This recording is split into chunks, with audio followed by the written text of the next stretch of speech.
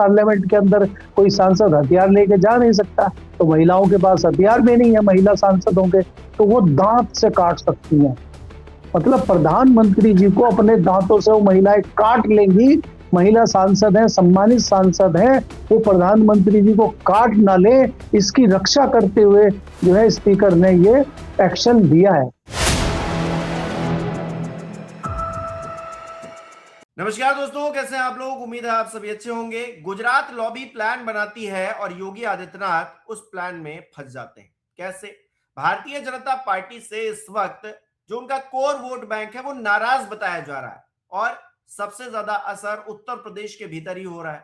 तो क्या 27 में योगी जी की कुर्सी फंस चुकी है? इसको लेकर बातचीत करेंगे। केपी मलिक जी वरिष्ठकार हमारे साथ जुड़े। सर, बहुत बहुत स्वागत है आपका। धन्यवाद हिमांशु जी, आपका और आपके दर्शकों का। सर, भारतीय जनता पार्टी इस वक्त क्या फंस चुकी है? क्या चुनावी तौर पर अगर हम देखें तो जो कोर वोट बैंक है वही नाराज है।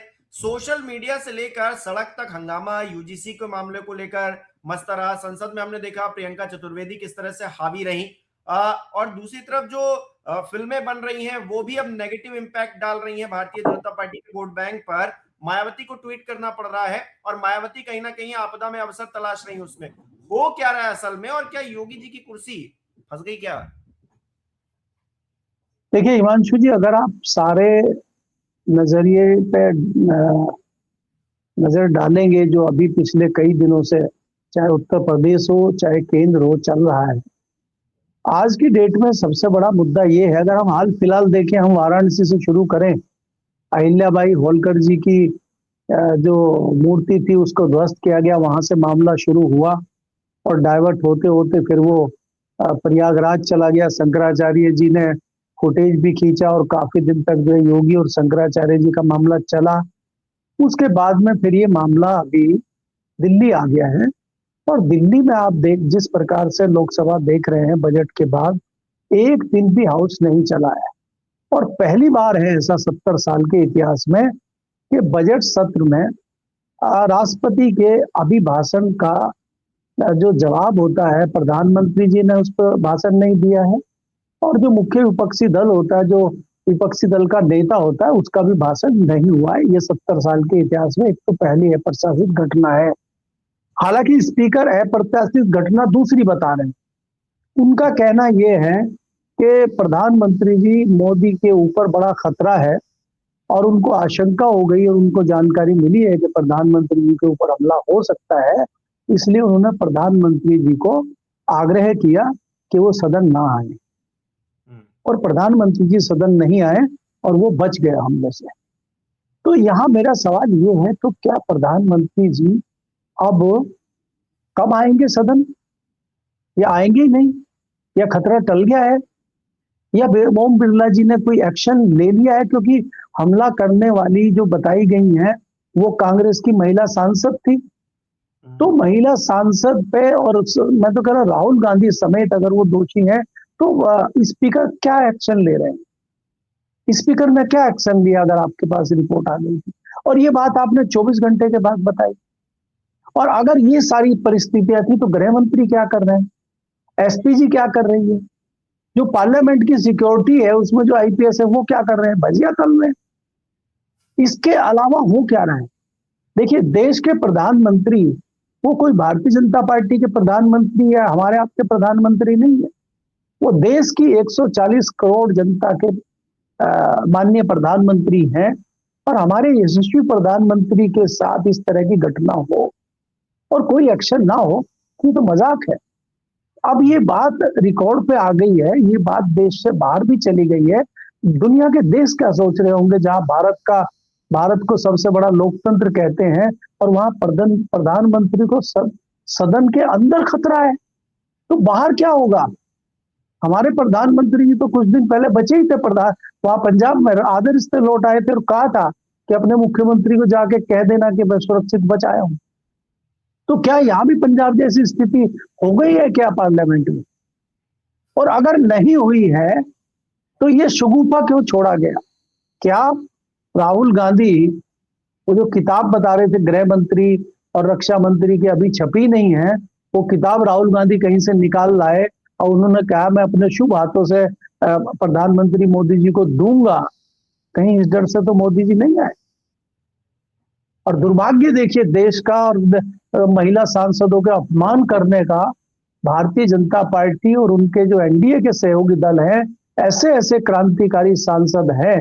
एक सांसद को तो आपने देखा भारतीय जनता पार्टी की, कैसी कैसी किताबें नेहरू की, और नेहरू से लेके आज तक थैला भर के लेके आए, क्योंकि भारतीय जनता पार्टी के पास दुबे जी के अलावा और कोई विद्वान सांसद है नहीं जो एक्शन ले सके या कुछ उनका पक्ष रख सके, क्योंकि उसमें गृह मंत्री भी फेल हो गए, रक्षा मंत्री भी फेल हो गए, किरण रिजिजू जो संसदीय कार्य मंत्री है वो भी फेल हो गए।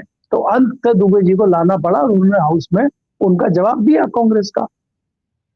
तो इसलिए मेरा कहना यह है कि महिला सांसदों के ऊपर जिस प्रकार का आरोप लगाया गया है कि महिला सांसद हमला कर देती, और उससे भी आगे बढ़ के जिस प्रकार से एनडीए के सहयोगी दल के टीडीपी के एक सांसद ने एक चैनल की डिबेट में महिला सांसदों के ऊपर इस तरह का लगाया कि खतरा ये था, क्योंकि हथियार तो वहां जाते नहीं है, पार्लियामेंट के अंदर कोई सांसद हथियार लेके जा नहीं सकता, तो महिलाओं के पास हथियार भी नहीं है महिला सांसदों के, तो वो दांत से काट सकती हैं। मतलब प्रधानमंत्री जी को अपने दांतों से वो महिलाएं काट लेंगी। महिला सांसद हैं, सम्मानित सांसद हैं, वो प्रधानमंत्री जी को काट ना ले, इसकी रक्षा करते हुए जो है स्पीकर ने ये एक्शन दिया है। सोचिए क्या क्या विद्वान और क्रांतिकारी और समझदार सांसद भारतीय जनता पार्टी के पास है। ये दुर्भाग्य है देश का। लोकसभा जाएंगे तो वो महिला सांसद फिर से काट सकती हैं, काटने को तो कभी भी काट सकती हैं।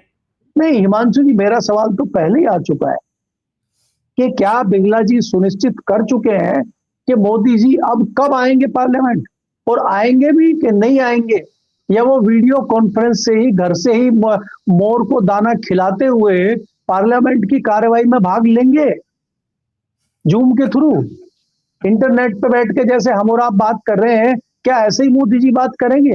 ये भी तो देश के सामने आना चाहिए। देखिए देश में जिस तरह की चीजें चल रही हैं और देश में जिस तरह से ये मजाक चल रहा है, उसका पटापेक्ष होना चाहिए। मेरा बहुत महत्वपूर्ण सवाल है कि अगर आपने इस तरह की परिस्थितियां उठाई हैं और इस तरह की बात है, तो एसपीजी को भी एक्शन लेना चाहिए, उनकी जांच होनी चाहिए, एक जेपीसी बननी चाहिए जो जांच करे इस मामले की कि कौन कौन से खतरनाक सांसद हैं जिनसे प्रधानमंत्री जी को खतरा है, और जिन जिन से खतरा है उनके ऊपर तत्काल एक्शन लिया जाना चाहिए, और अगर नहीं है तो बिरला जी को इस पर माफी मांगनी चाहिए। बहुत सारे सवाल हैं, तो उन सवालों के जवाब कहां से आएंगे?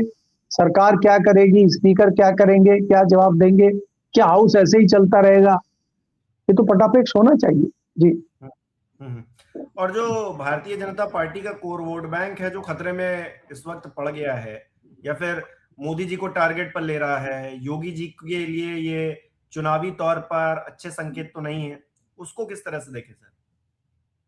देखिए हिमांशु जी, अगर आप देखें जिस प्रकार से ये योगी जी का शगुफा सरकार ने छोड़ा है, उसके पीछे की रणनीति ये है कि 2024 में जो एक झटका पिछड़े दलितों ने दिया है भारतीय जनता पार्टी को, जो विपक्षी दल है कांग्रेस और समाजवादी पार्टी, खासकर समाजवादी पार्टी ने जो पीडीए का फॉर्मूला दिया था, उसके तहत काफी दलित और पिछड़े लोग भारतीय जनता पार्टी को छोड़ के चले गए हैं। उससे कहीं ना कहीं भारतीय जनता पार्टी सत्ते में है। हालांकि उसके पीछे ये भी माना जा रहा है कि जिस प्रकार के स्टेटमेंट सदन में अमित शाह जी ने दिया था, उन्होंने टिप्पणी अम्बेडकर पे की थी, उसके पहले ये था कि इस बार 400 पार और संविधान बदलाव की बात हो रही थी, तो उससे भी कहीं ना कहीं ये लोग विमुख हो गए थे, और उस चीज को खत्म करने के लिए या उस चीज से घबरा के इन्होंने भारतीय जनता पार्टी को वोट नहीं दिया था। तो भारतीय जनता पार्टी कहीं ना कहीं पिछड़ों को खुश करने के लिए इस तरह का बिल लेके आई, या इस तरह का बिल लाने की कोशिश कर रही है ताकि वो पिछड़ों को खुश कर सके। लेकिन उसको ये नहीं पता है कि जो उसका कोर वोटर है ब्राह्मण समाज और व्यापारी समाज का, वो कहीं ना कहीं नाराज है, और वो इस हद तक नाराज है कि भारतीय जनता पार्टी को ये हो गया कि वो जैसे कहते हैं ना कि अम्मा दाने भुनाने गई थी और वो दाने भी जाते रहे और वो भुने हुए दाने भी नहीं मिले। वो एक कहावत है, अम्मा गई थी भुनाने और वो दाने मिले ही नहीं। तो आप दलितों का वोट लेने चले थे और आपसे स्वर्ण भी छिटक गया, तो स्वर्ण भी नाराज है। लेकिन मैं इसके पीछे की रणनीति ये मान के चलता हूँ कि कहीं ना कहीं सरकार को भी आभास था कि ये बिल टिकेगा नहीं और ये जाके फंस जाएगा सुप्रीम कोर्ट में, और वहां पर ये फंस गया। ये सब रणनीति के तहत हो रहा है। अब वो ये चाहते हैं कि हमने पिछड़ों को भी खुश कर दिया है और भाई रुक गया है, तो इससे स्वर्ण भी खुश हो जाएगा और ये मामला ऐसे ही चलता रहेगा और इसी बीच उत्तर प्रदेश का चुनाव आ जाएगा और भारतीय जनता पार्टी को सफलता मिल जाएगी। ये रणनीति इस प्रकार की भारतीय जनता पार्टी की है। लेकिन यह मामला इसलिए फंसता है कि भारतीय जनता पार्टी में दिल्ली और लखनऊ की जो लड़ाई है, गुजरात लॉबी की और योगी की जो लड़ाई है, उससे भारतीय जनता पार्टी को बड़ा नुकसान होता हुआ दिख रहा है। क्योंकि दो खेमे बने हुए हैं, योगी जी पीछे हटने को तैयार नहीं है, गुजरात लॉबी उनको हटा नहीं पा रही है। तो ऐसे में भारतीय जनता पार्टी का नुकसान हो सकता है और उस भारतीय जनता पार्टी की आपदा में विपक्ष यानी समाजवादी पार्टी को एक बड़ा अवसर मिल सकता है। दूसरा, मैं इसको ये भी देख रहा हूं कि कहीं ना कहीं इसी अवसर की तलाश में अखिलेश यादव भी बहुत ज्यादा अग्रेसिव मेरे को कहीं दिखाई नहीं देते। वो भी चुपचाप बैठे हुए हैं, ट्वीट ट्वीट खेलते रहते हैं।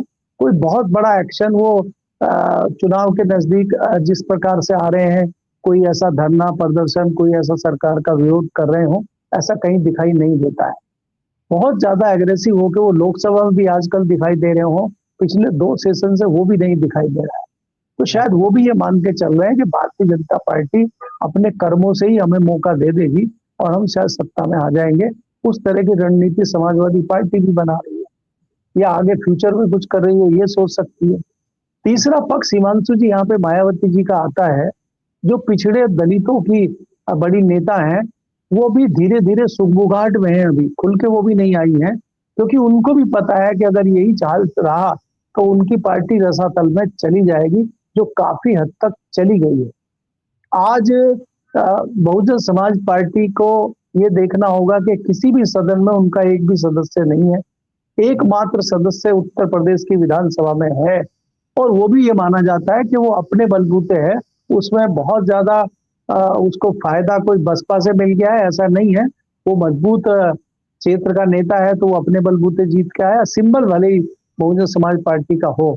तो ऐसी पार्टी जिसकी 4-4 बार उत्तर प्रदेश में सरकार बनी हो और वो आज एक महज मेंबर के लिए तरस रही हो, तो ये उस पार्टी के लिए खतरे की घंटी है। तीसरा जो बड़ा इसमें फैक्टर है, वो फैक्टर ये है कि पिछड़ों के दलितों के युवा सांसद बहुत तेजी से उभर रहे हैं, चंद्रशेखर रावण, और उनको आज उनका ये देखिए कि वो लोकसभा पहुंच गए हैं, एक ऐसे पटल पे पहुंच गए जहां से वो अपनी बात भी रख सकते हैं, वो एग्रेशन भी दिखा सकते हैं और कहीं भी प्रदेश ही नहीं दूसरे प्रदेश में भी अगर किसी दलित के साथ कोई अहित होता है तो वो तत्काल इस पोर्ट पे पहुंचते हैं। तो पिछड़े और दलितों में वो लोकप्रिय होते जा रहे हैं, उसका खतरा भी कहीं ना कहीं बसपा को हो सकता है।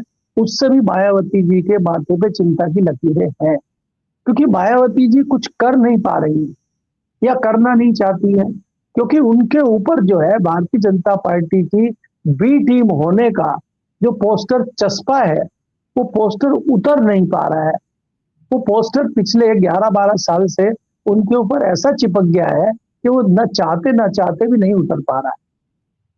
क्योंकि आपने देखा लोकसभा के चुनाव में और विधानसभा के चुनाव में उन्होंने अपने भतीजे आकाश आनंद को पहले लॉन्च किया, फिर वापस ले लिया, फिर वह पार्टी से ही निकाल दिया, फिर उसको पार्टी में ले लिया।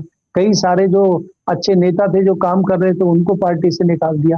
तो मायावती जी के जिस प्रकार से एक्शन रिएक्शन रहे हैं, उससे उनका जो मतदाता है वो भी कहीं ना कहीं भ्रमित नजर आता है। उसको भी समझ नहीं आ रहा है कि बहन जी क्या कर रही है। हालांकि हमें ये भी मानना पड़ेगा कि आज भी मायावती में दम है और अगर वो सीरियस राजनीति करती हैं तो उत्तर प्रदेश में बड़ा फैक्टर बन सकती है, क्योंकि आज भी उनका 10-12% वोट उनके साथ है, जो उनके साथ बैठा है, और अगर वो एक्शन करती हैं तो इसमें इजाफा हो सकता है। लेकिन क्या वो ऐसा करेंगी, ये तो समय बताएगा। मजेदार बात है कि भारतीय जनता पार्टी पिछड़ों का, अल्पसंख्यकों का, उनका वोट चाहती है, अपना वोट बैंक कहीं ना कहीं दांव पर लगा रही है, और जो विपक्ष है वो अगड़ों का वोट चाहने की कोशिश कर रहा है। तो मतलब क्रॉस कनेक्शन बन रहा है, वो दूसरे का वोट चाहते हैं, वो उनका वोट चाहते हैं, और इस बीच कहीं ना कहीं खिचड़ी बन रही है। अब ये खिचड़ी किसके फायदे का सौदा साबित होगी, ये देखना होगा।